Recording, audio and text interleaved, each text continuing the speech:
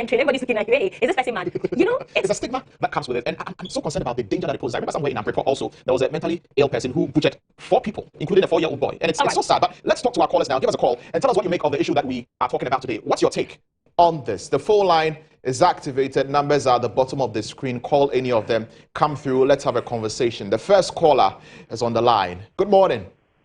Yeah, good morning. How are you doing? We're doing good, sir. Great to have you on the show. You guys are doing a great work, and we appreciate you people a lot. What's your name? What's your name? I like your topic today because it's a bit of concern. If you come to Nungwa, where I live, my dear, you see mad people. The worst part of it is some of them are handling weapons like knife, stick. Some time ago, about last month, a madman was having a huge knife walking in front of the police station, Nungwa police station.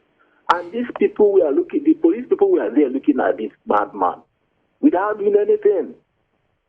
Sometimes they attack people. So I think it's high time government should, do something about this before it gets out of hand. Because sometimes in future they will start attacking people. Is it when they start killing people that measures should be put in place? Okay. I don't know if you understand my point. I get it. Thank you so much. Imagine a madman holding, if you see him that hot afternoon, holding a knife. Thank you so much. In front of police station, asking police people didn't even do anything. They were just looking at him. People all right. Okay. Thank you for calling. You for your call to us on the show. Let's go to Bole and speak with our next caller. Good morning. Good morning, Anisha. Yes, thank you very much for calling. Tell us your name and let's hear you. Yeah, I'm really calling from Tabora. Let's hear you. To say hi to your church viewers and my boss, the CEO of GHToday Company Limited, Alaji Mahmoud Ahmed. All right. And our former president, JDM. Okay, please go on. About this, our mental issue, has to raise a concern. But we escape a story which is very annoying, and we have to talk about that. A schoolboy who committed suicide because of school replacement. Let's put that one aside. About these mental issues, then today's president, he even make a lot of campaign for this mental illness. Even the one day during their campaign time, they went to a mental hospital and then go and make donations. When they come, they will do blah blah blah blah blah blah blah. And so this thing are still continuing in this country. You can wonder always why this our big men, when they go outside this country, they go speak as if we are in heaven. When the president they are even standing and make that statement, those people they even care with their animals. A white man cannot even joke with any man. Okay. We cat whatever, and we Ghanaians are even we don't care about ourselves. And we see the whole president go and stand somewhere making speaking a big. All right. Thank you very much. Unfortunately, please, when you call, make it very brief so other people can also share their thoughts. That's right. Let's go to Ho and speak to Theophilus. Good morning. Hello, good morning, Anton. Yes, Theophilus, let's hear you. Okay. I think I want to say a very good morning to you and your listeners, watchers and viewers. This issue of mental health is a very nice topic of discussion because it has been an issue of concern to we, the mental health practitioners. Discharging a mental health patient from the institution into that person's community is not an easy thing because in Ghana, we don't have rehabilitation centers. We don't have the structures that will let somebody reintegrate into the society. That is the reason why people always say that if somebody is discharged from the mental hospital, the person have that sense to scare others.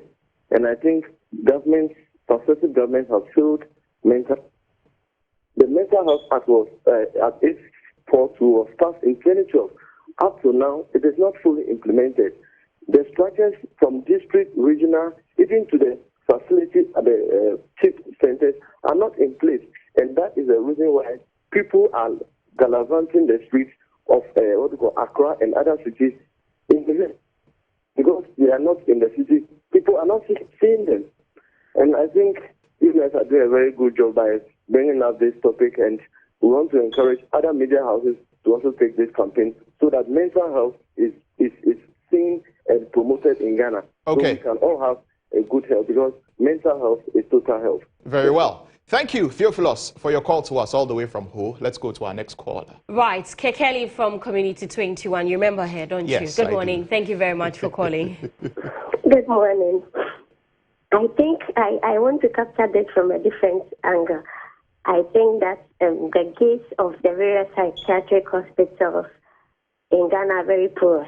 I'm not saying mad people should be treated as prisoners, but once you... Kekeli, no, hold on. You know, for the benefit of everyone listening and watching, let's avoid to use the word mad on them. They are mentally challenged or mentally ill persons. People with mental health challenge. Thank you very much. All right, okay, so they can easily escape from these facilities without any regulation. And I think the security system of that place should be heightened, because most of them, when they escape, they spread on the street, and that's when we set up on that place. They should take the system to the rest. All right, thank you very much, Kekeli, for calling. Let's go to Paul. Good morning, Paul. Cole, yeah, it's Cole, C-O-L-E. Cole, okay, like Andy Cole, the footballer. Let's hear you. Yeah. Okay.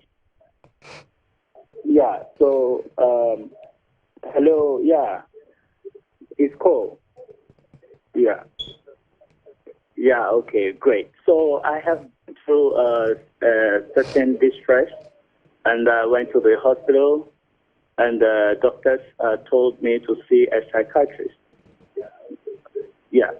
So looking at the stigma in the town, in Ghana, it was very difficult for me to even go to the Accra Psychiatric Hospital to go and see a psychiatrist. I think that we need to have private psychiatrists who will attend to us, because my brother, even as he's sitting down, as my sister said earlier, that you may be going through something that may be mentally affecting you one way or the other, that you may not be able to do well. We talk about those on the street.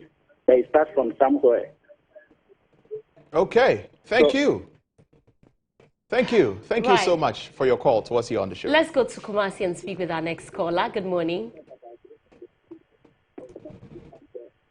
Hello, good morning. Hello, good morning. Yes, hello, good morning. Yes, thank you very much for calling. Let's hear you. Yeah, good morning. Yes, we can hear you. Please go ahead. Yeah, my name is Kabiru. Hello. Unfortunately, I don't think that the caller we can't seem to hear that caller. But this is where we'll wrap it up for our take today. It's a very serious issue that we discussed. If you feel like you're suffering from any kind of mental distress whatsoever, the various hospitals around you have mental health units that you can go and you can speak to someone before it degenerates into something. There's no shame.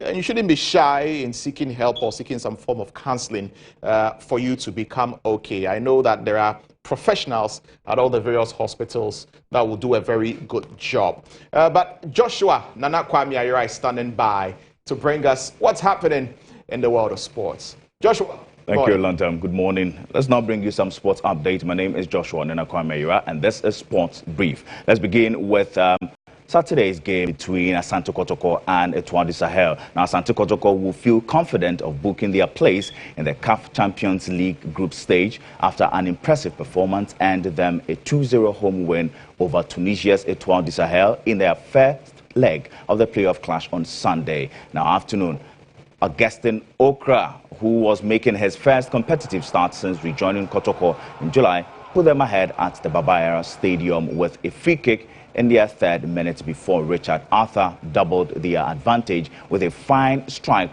from close range 11 minutes after the break. Now, Kotoko had several further chances to put their tie out of reach for Etoile du Sahel squandered it.